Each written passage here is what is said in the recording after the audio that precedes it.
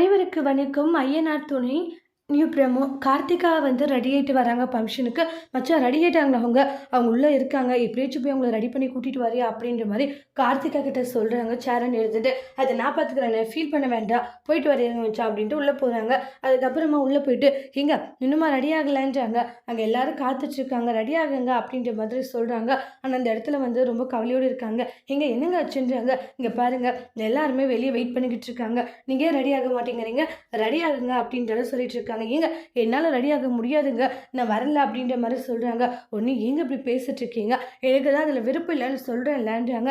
இப்போ ரெடி ஆகுன்னு சொல்கிறீங்க, நான் பார்த்துக்கிறேன், எங்க மேக்கப் போட்டு இல்லாமே நினச்சேன், நீங்கள் என்னடனா இப்படியெல்லாம் பேசிட்டு இருக்கீங்கன்றாங்க. நான் அப்படி தான் பேசுவேன், என்னால் ரெடி ஆக முடியாதுன்னு சொல்லிட்டு கார்த்திகா கிட்ட கோவப்பட்டு திட்டிடுறாங்க. அப்புறம் கார்த்திகா கவலையோடு வெளியே வராங்க.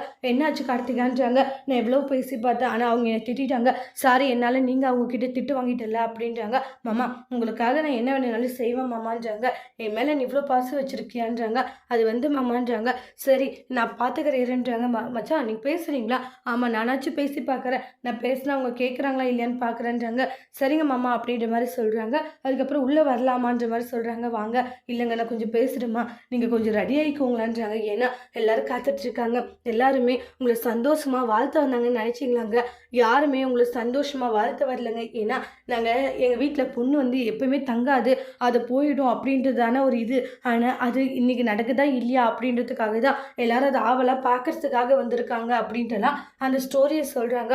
அதை கேட்ட உடனே ரொம்ப ஃபீல் ஆகுறாங்க. இல்லை இனிமேலாச்சு நீங்கள் நல்ல ஒரு முடிவு எடுப்பீங்கன்னு நம்புகிறேங்க, எங்களுக்கு தயவு செஞ்சு இந்த ஒரு உதவி செய்யுங்க, ரெடியாகி வந்து நில்லுங்க, இல்லைன்னா ஊருக்காரங்க வழக்கம் போல் இந்த குடும்பம் இதே மாதிரி ஆயிடுச்சுன்னு சொல்லிட்டு பேசுகிற மாதிரி மட்டும் பண்ணிடாதீங்கன்ட்டு சோழன் ரொம்பவே ஃபீல் பண்ணி நிலா கிட்ட சேரன் பேசிட்டு அங்கேருந்து போகிறாங்க. நிலாவும் என்ன செய்யறதுன்னு தெரியாத ஒரு மாதிரி கன்ஃபியூஷனில் இருக்காங்க. என்னதான் நடக்க போகுது அப்படின்றது நெக்ஸ்ட் வீடியோவில் வெயிட் பண்ணி பார்க்கலாம். தேங்க்யூ.